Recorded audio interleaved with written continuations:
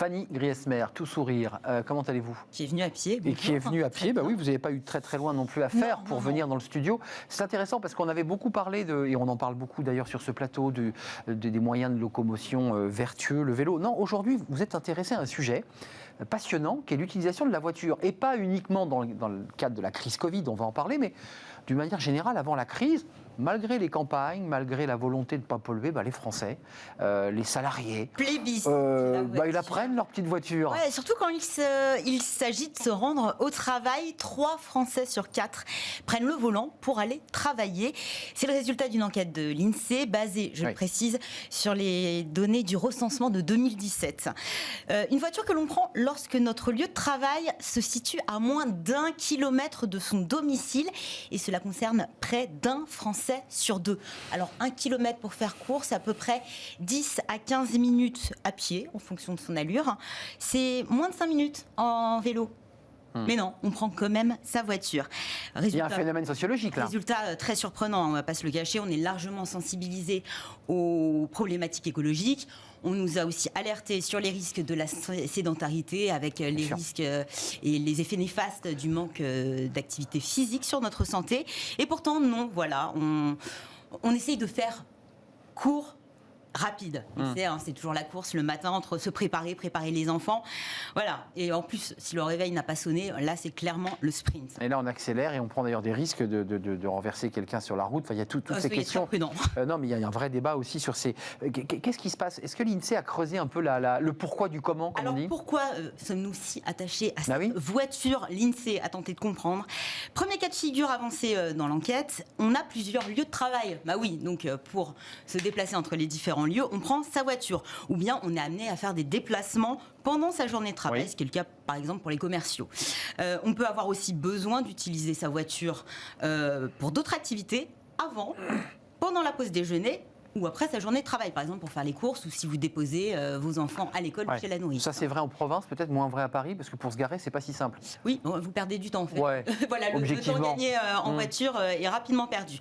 Il y a aussi les problèmes de santé qui peuvent expliquer le recours systématique à l'auto, le besoin de transporter du matériel, par exemple, on prend le cas des artisans, bien sûr. Mais aussi et surtout l'habitude. Oui, l'habitude, on a toujours fait comme ça et on ne voit pas pourquoi on ferait autrement. Il peut aussi, peut-être pour certains qui sont un peu frileux, parce que l'hiver c'est compliqué, il faut le dire, il pleut. Une écharpe, on met une écharpe, un parapluie. Je vais me faire disputer. Là, on parlait d'un cas de figure avant Covid, c'est une étude de 2017 que vous évoquez. Là, aujourd'hui, avec le Covid, ça a changé, ça change pas? Les choses ont bien changé. Alors c'est vrai que qui aime ce trajet finalement?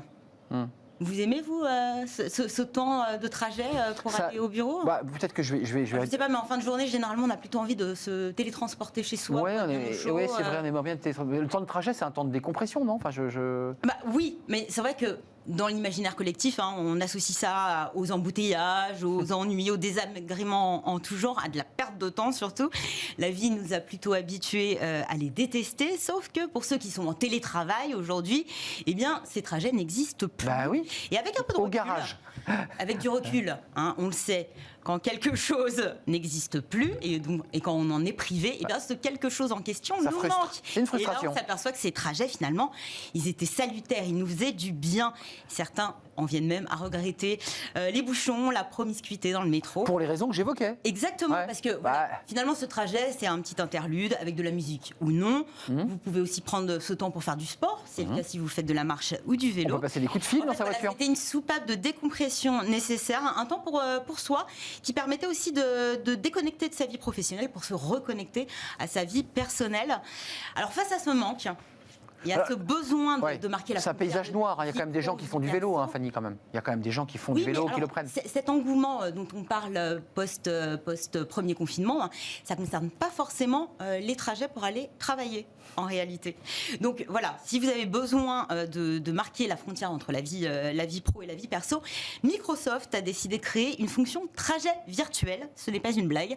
Et elle sera bientôt disponible sur la plateforme de travail collaboratif Teams. Alors, celle-ci n'allumera pas votre voiture à distance, elle ne vous installera pas non plus à bord d'un métro virtuel où vous verrez défiler les stations pendant une bonne demi-heure. Elle ne recréera pas non plus le brouhaha du métro si caractéristique. Non, mais vous aurez un rappel en fin de journée pour vous prévenir qu'il est temps de réduire la voilure. Ah oui. Elle vous invitera également à une petite séance de méditation. Donc, il vous indique que c'est la fin du boulot et que dans la vraie vie, on serait sorti du boulot. Et que ça vous permet aussi de vous préparer à ce qui vous attend pour le reste de la soirée, c'est-à-dire s'occuper du linge, préparer le repas, s'occuper des devoirs des enfants. Voilà, la des vie, bonnes choses qu'on adore. La vie du quotidien, évidemment, Fanny. Merci de nous avoir alertés, en tout cas parce que c'est une forme d'alerte. Essayez d'être vigilant de temps en temps. Laissez votre voiture et prenez vos jambes, c'est pas mal. J'adore marcher, donc c'est vrai que moi je conseille, dès qu'on peut, laissez-la au garage. C'est vrai qu'il y a des professions plus compliquées. Les artisans, je pensais aux infirmières aussi et d'autres professions qui ont besoin de leur véhicule pour. Mais essayez de lâcher le volant, comme on dit. Merci Fanny. On se retrouve demain pour une nouvelle pause café. La suite de nos programmes, vous le savez, c'est le cercle RH, notre débat, et on s'intéresse au management de transition. Alors on a évoqué tout à l'heure un sujet sur les operating partners, qui sont des chefs d'entreprise qui accompagnent. Là, le concept est encore un peu différent et on va l'expertiser avec un des leaders du marché, puis avec l'une des chefs d'entreprise qui se déplace justement à la rencontre des entreprises qu'elle va aider. C'est le débat du jour et on en parle juste après.